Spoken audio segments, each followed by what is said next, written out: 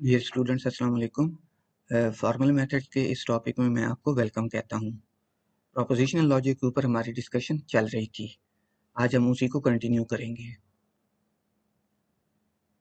तो इससे पहले कि हम अपनी डिस्कशन स्टार्ट करें, मैं आपको बताता चलूँ कि इस वीडियो लेक्चर के अंदर और इन पीपीटी स्लाइड्स के अंदर जितने भी कंटेंट्स डिस्कस किए गए हैं वो सारे के सारे इस बुक से लिए गए हैं। आज हम बात करेंगे ट्रुथ टेबल्स के मुतालिक कि ट्रुथ टेबल्स क्या होते हैं और ये कैसे कंस्ट्रक्ट किए जाते हैं। लेकिन उससे पहले मैं आपको प्रोपोजिशन की थोड़ी सी मैथमेटिकल फॉर्म के मुतालिक बताना चाहता हूँ। इससे पहले हमने कहा था कि हमारे पास जो प्रोपोजिशंस होती हैं वो सब प्रोपोजिशन से मिलके बन रही होती हैं, और हर जो सब प्रोपोजिशन होती है उसको आप किसी भी वेरिएबल की मदद से रिप्रेजेंट करते हैं। और फिर क्या होता है कि उन वेरिएबल्स में हमारे पास कनेक्टिव्स होते हैं, कनेक्टिव ऑपरेटर्स होते हैं। फॉर एग्जाम्पल, हमारे पास एक प्रोपोजिशन है बी, वो दो सब प्रोपोजिशन से मिलके बनी है। कौन कौन सी? पी कॉमा क्यू, तो उसको हम यू रिप्रेजेंट करेंगे। इसी तरह अगर एक प्रोपोजिशन है हमारे पास क्यू और वो दो सब प्रोपोजिशन से मिलकर बनी है, कौन कौन सी? आर और एस, तो उसको हम यूं रिप्रेजेंट करेंगे। मतलब ये प्रोपोजिशन का नाम होता है। आगे ब्रैकेट के अंदर कॉमा सेपरेटेड वैल्यूज जो होती हैं वो तमाम सब प्रोपोजिशन को रिप्रेजेंट कर रही होती हैं, जिनसे कि मिलकर ये कंपाउंड प्रोपोजिशन बनी होती है। फिर हमारे पास क्या होता है कि truth value of proposition is known once the truth value of each of its variable is known. ये वही प्रॉपर्टी है जो मैंने इससे पहले आपको बताई है। देखें, हमने क्या कहा था? हमने कहा था कि हमारे पास जो कंपाउंड प्रोपोजिशन होती है उसकी जो ट्रुथ वैल्यू होती है वो डिपेंड कर रही होती है उसकी सब प्रोपोजिशंस की ट्रुथ वैल्यू के ऊपर।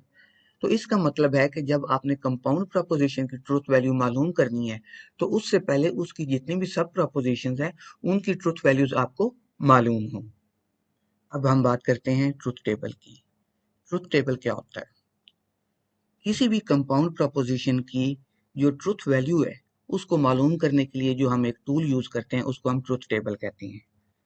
ट्रुथ टेबल बेसिकली आपको बताता है कि जो हमारे पास सब प्रोपोजिशंस हैं किसी भी कंपाउंड प्रोपोजिशन के अंदर, उन सब प्रोपोजिशन की ट्रुथ वैल्यूज जो हैं उनके किन किन कम्बिनेशन के लिए हमारे पास जो कंपाउंड प्रोपोजिशन है उसकी ट्रुथ वैल्यू जो है वो ट्रू होगी या फॉल्स होगी। मैं इसको रिपीट कर देता हूँ कि ट्रुथ टेबल हमें क्या बताता है?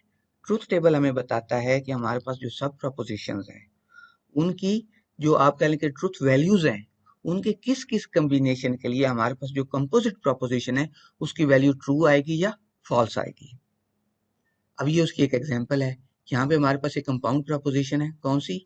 P and negation of Q और इस होल का नेगेशन। तो यहाँ पे हम मालूम करना चाह रहे हैं कि इस कंपाउंड प्रपोजिशन की जो ट्रुथ वैल्यू है वो ट्रू कब होगी और फॉल्स कब होगी। तो उसके लिए फिर हमने क्या किया कि हमने ये एक ट्रुथ टेबल कंस्ट्रक्ट किया है। अच्छा, ट्रुथ टेबल के अंदर जो हमारे पास पहले कॉलम्स होते हैं ये वो वेरिएबल्स होती हैं, ये वो सब प्रोपोजिशंस होती हैं जो कि किसी भी प्रोपोजिशन के किसी कंपाउंड प्रोपोजिशन के अंदर या कंपोजिट प्रोपोजिशंस के अंदर होती हैं। अब ये जो हमारे पास एक कंपोजिट प्रोपोजिशन है इसके अंदर हमारे पास कौन सी सब प्रोपोजिशंस हैं? पी और क्यू। तो हर सब प्रोपोजिशन के लिए आप क्या करेंगे? एक कॉलम बना लेंगे। यहाँ पे हमने पी के लिए भी एक कॉलम बना लिया और क्यू के लिए भी एक कॉलम बना लिया। फिर आप क्या करेंगे कि जो हमारे पास एलिमेंट्री स्टेप्स होते हैं या दूसरे लफ्जों में आप कह लें कि इंटरमीडिएट स्टेप्स होती हैं, आप उनके लिए अलग अलग कॉलम्स बनाएंगे। जैसे हमारे पास ये प्रोपोजिशन है, इसमें अब आपको क्या करना है? सबसे पहले तो आपने नेगेशन ऑफ क्यू मालूम करना है, ठीक है। उसके बाद इस नेगेशन ऑफ क्यू और इस पी का ये आपस में एंड लेना है, एंड ऑपरेटर मालूम करना है, और उसके बाद जो हमारे पास आंसर आएगा उस सारे की नेगेशन करनी है। तो अब अगर आप यहाँ पे देखें तो ये जो हमने कॉलम बनाया है ये क्या है? ये नेगेशन ऑफ क्यू का कॉलम है। क्यू में हमारे पास क्या था? True false. तो जब नेगेशन होगी तो उसका अपोजिट हो गया, ट्रू का हमने फॉल्स कर दिया, फॉल्स का ट्रू कर दिया। तो ये हमारे पास कॉलम किस चीज का आ गया? Negation of Q. तो अब क्या हुआ कि हमने पी और इस नेगेशन ऑफ क्यू इनके दरमियान हमने कंजंक्शन परफॉर्म की, तो वो हमारे पास ये वाला कॉलम आ गया। अब जब हमने इस सारे कॉलम के ऊपर नेगेशन अप्लाई की तो हमारे पास ये फाइनल जो आंसर है वो इस कॉलम के अंदर आ गया है। तो ट्रूथ टेबल के अंदर आपके पास क्या होता है? आपके पास जो आपके प्रोपोजिशन होती हैं, हर प्रोपोजिशन के लिए आपके पास एक कॉलम होता है। फिर जो इंटरमीडिएट स्टेप्स होते हैं उनमें हर इंटरमीडिएट स्टेप या हर आप कह लें कि ऑपरेशन के लिए एक कॉलम होता है। और उसके बाद फिर आप एक फाइनल एवेल्युएशन के लिए कॉलम बनाते हैं। अब एक चीज आपने ध्यान में रखनी है कि ट्रुथ टेबल के अंदर जो रोज है वो उतनी होनी चाहिए कि जो कि इनपुट वेरिएबल या इनपुट प्रोपोजिशन की जो ट्रुथ वैल्यूज हैं उनके तमाम के तमाम कॉम्बिनेशंस को रिप्रेजेंट करें। मसलन अगर आपके पास दो इनपुट प्रोपोजिशन हैं तो उसमें आपके पास जो कॉम्बिनेशन बनेगा वो क्या बनेगा, ये वाले कॉम्बिनेशन बनेंगे। अब ये ऐसे कॉम्बिनेशन हैं कि इनमें कोई भी कॉम्बिनेशन स्किप नहीं हो रहा। मसलन दो प्रपोजिशन पी और क्यू, या दोनों ट्रू होंगी या पी ट्रू होगी और क्यू फॉल्स होगी, या पी फॉल्स होगी और क्यू ट्रू होगी, या पी और क्यू दोनों फॉल्स होंगी। कोई कॉम्बिनेशन हमने स्किप नहीं किया। इस तरह अगर फर्ज करें हमारे पास तीन प्रपोजिशन होती पी क्यू और आर, तो फिर हमारे पास कितनी रोज बनती, 8 रोज बनती। उसमें फिर क्या होता कि तमाम के तमाम पी क्यू और आर के कॉम्बिनेशन जो है वो फुली हम उसको रिप्रेजेंट कर देते हैं। तो इसका फार्मूला हमारे पास क्या है, इसका फार्मूला है हमारे पास 2 रेज़ टू पावर n। मतलब कि हमारे पास जितनी प्रोपोजिशंस हैं या जितने वेरिएबल्स हैं, अगर 2 raise to power that number of variables लिया जाए तो हमारे पास उतनी नंबर ऑफ रोज आनी चाहिए किसी भी ट्रुथ टेबल के अंदर, जो सब कंपोजिशंस हैं उनकी तमाम ट्रुथ वैल्यूज की कॉम्बिनेशन को रिप्रेजेंट करने के लिए। अब ये वही चीज है, पहले हमने क्या किया कि हमने वेरिएबल्स जितने भी हमारे पास इनपुट प्रोपोजिशंस थी, सब प्रोपोजिशंस उनके लिए कॉलम बना लिए। फिर जो हमारे पास इंटरमीडिएट ऑपरेशंस थे उनके लिए कॉलम बना लिए। और उसके बाद फिर लास्ट स्टेप के तौर पर आपने क्या किया कि पूरी जो हमारे पास तमाम की तमाम प्रोपोजिशन थी उसको एवेल्युएट करके उसकी ट्रुथ वैल्यूज लिख दी। तो लास्ट कॉलम जो होता है वो नॉर्मली हमारे पास क्या कर रहा होता है, उस कंपाउंड प्रोपोजिशन की जो फाइनल ट्रुथ वैल्यू होती है उसको वो शो कर रहा होता है। अब ये हमारे पास एक अल्टरनेट मेथड है ट्रुथ टेबल कंस्ट्रक्ट करने का। इसमें आप क्या करते हैं, उस तरीके से ट्रुथ टेबल बनाते हैं जिसमें हमारे पास इनपुट प्रोपोजिशंस होती हैं या वो वेरिएबल्स होती हैं, और यहाँ पे हम क्या करते हैं कि कंप्लीट प्रोपोजिशन अपनी लिख लेते हैं। और ये प्रपोजिशन हम इस तरह लिखते हैं कि हर लॉजिकल ऑपरेशन और हर वेरिएबल के नीचे हम एक कॉलम ड्रॉ करते हैं। ठीक है, जैसे यहाँ नेगेशन के नीचे भी पी, और ये हमारे पास जो कंजंक्शन है एंड, इसके नीचे भी एक कॉलम है, इस नेगेशन के नीचे भी एक कॉलम है और इस क्यू के नीचे भी एक कॉलम है। फिर हम यहाँ पे क्या करते हैं, स्टेप लिखते हैं और एक एडिशनल रो बना देते हैं। इसके अंदर हम क्या करेंगे कि वो स्टेप्स के सीक्वेंस लिखते जाएंगे जिस सीक्वेंस में हमने ऑपरेशंस परफॉर्म करनी है। तो यहाँ पे अगर आप देखें तो सबसे पहले हम क्या करते हैं, जो कॉलम P है और Q है इनकी वैल्यूज यहाँ पे लिख लेते हैं। ये हमने क्या किया, पहला स्टेप परफॉर्म किया। तो वही वैल्यूज जो यहाँ पे थी P की वो उठा के हमने यहाँ पे पेस्ट कर दी और Q की वैल्यूज यहाँ पे पेस्ट कर दी। अब सेकंड स्टेप में हम क्या करेंगे कि जो हमारे पास वेरिएबल Q है इसकी हम नेगेशन परफॉर्म करेंगे। वो क्या है कि T को नेगेट करके हमने क्या लिख लिया, फॉल्स, फॉल्स को ट्रू, ट्रू को फॉल्स और फॉल्स को ट्रू। और ये जो था ये हमारे पास सेकंड स्टेप आ गया। ठीक है जी। अब थर्ड स्टेप में हम क्या करेंगे कि ये जो हमने हमारे पास लास्ट स्टेप आया ये, और उसके साथ हमने पी को इनका कंजंक्शन करना है। तो वो हमने क्या किया, थर्ड स्टेप में बता दिया।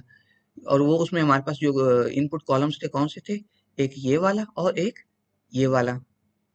तो ट्रू फॉल्स फॉल्स, इस तरह ट्रू ट्रू, उसका भी आउटपुट हमारे पास ट्रू आ गई, और इस तरह ये नीचे दो हमारे पास उसकी आउटपुट आ गई। तो ये क्या था, ये हमारा थर्ड स्टेप था। अब ये तीन स्टेप्स तो हमने परफॉर्म कर लिए। अब हमारे पास जो फाइनल स्टेप रह गया वो कौन सा है, कि जो हमारे पास कंपाउंड प्रोपोजिशन है उसकी होल की नेगेशन करनी है हमने। तो वो हमारे पास लास्ट स्टेप जो आया था वो कौन सा आया था, ये वाला, थर्ड वाला। तो अब हम इसकी नेगेशन करेंगे, तो उसको हम कहाँ पे लिख देंगे, ये फोर वाले में। तो वो क्या हो गया, फॉल्स की नेगेशन ट्रू, ट्रू की नेगेशन फॉल्स, और फॉल्स की ट्रू, फॉल्स की ट्रू। और इसको हमने फोर्थ स्टेप से रिप्रेजेंट कर दिया। तो जो हमारा फाइनल टेबल बनेगा वो कुछ ऐसा होगा। अब ये कैसे हम बनाएंगे कि हम जो हमारे पास सब प्रोपोजिशंस थी वो लिखेंगे, और उसके बाद जो लास्ट स्टेप हमने परफॉर्म किया जो कि हमारे केस में फोर वाला स्टेप था, ये वाला। ठीक है, तो इस स्टेप की वैल्यूज हम यहाँ पे लिख लेंगे और ऊपर हमारी जो ओवरऑल प्रोपोजिशन है वो आ जाएगी। ठीक है जी। नेक्स्ट है हमारे पास लॉजिकल इक्विवेलेंस। लॉजिकल इक्विवेलेंस क्या कहती है कि two propositions P and Q are said to be logically equivalent or simply equivalent or equal if they have identical truth tables। मतलब दो प्रोपोजिशंस है आपके पास P और Q, ये आपस में लॉजिकली इक्विवेलेंट या इक्वल कब होंगी, जब ट्रुथ टेबल से उनकी जो आप कह लें कि ट्रुथ वैल्यूज आएंगी वो आपस में इक्वल होंगी for same input combination of the truth values of सब प्रोपोजिशंस।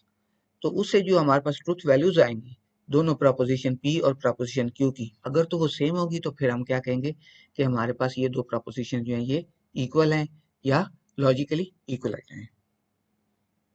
और इसको हम डिनोट किस तरीके से करते हैं, ये हमारे पास पहली प्रोपोजिशन है, ये दूसरी प्रोपोजिशन है और ये हमारे पास उसके लिए ऑपरेटर है या सिंबल है। ठीक है, तो ये किस चीज को शो करे, लॉजिकली इक्वलेंट प्रोपोजिशंस को। जैसे ये हमारे पास एक प्रूव लॉजिकल इक्वलेंस है कि हमारे पास दो प्रोपोजिशंस है P और दूसरी कौन सी है Q। अगर हम इनका कंजंक्शन लेंगे P एंड Q और उस होल को अगर हम नेगेट कर दें तो that will be equal to negation of P और negation of Q. Negation of P and Q whole is equal to negation of P और negation of Q। यहाँ पे and है, यहाँ पे और है। ठीक है जी। अब ये उसके ट्रूथ टेबल है नीचे। तो ये जो हमारे पास पहला ट्रूथ टेबल है ये इसका है और ये दूसरा जो ट्रूथ टेबल है वो इसका है, इसका। तो अब अगर आप यहाँ पे देखें तो सेम इनपुट कॉम्बिनेशंस के लिए हमारे पास दोनों ट्रूथ टेबल्स में सेम आउटपुट वैल्यूज आ रही हैं। ठीक है, ये और ये। तो इसका क्या मतलब हुआ, इसका मतलब हुआ कि इन ट्रूथ टेबल्स की मदद से हम प्रूव कर सकते हैं कि ये जो लॉजिकल इक्विवेलेंस है ये ट्रू है। यानी P एंड Q का negation is equal to negation of P और नेगेशन ऑफ Q। इसी तरीके से आप इसके अलावा और भी जो इक्विवेलेंसेस हैं उनको प्रूव कर सकते हैं।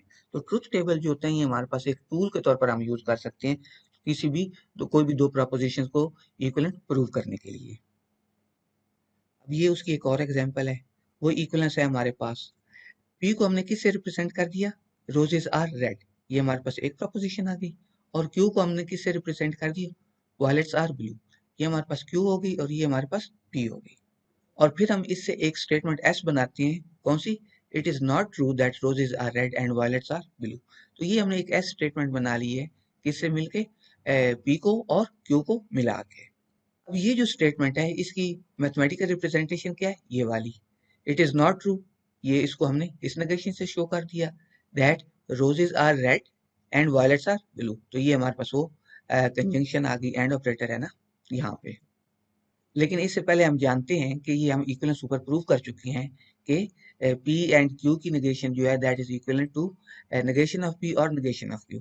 तो अकॉर्डिंगली S को आप किस तरीके से लिख सकते हैं कि रोजेस आर नॉट रेड यानी नेगेशन ऑफ P, और ये वायलेट्स आर नॉट ब्लू जो हमारे पास Q की नेगेशन आ गई, और दरमियान में हमने और ऑपरेटर लगा लिया जो कि यहाँ पे ये वाला था हमारे पास।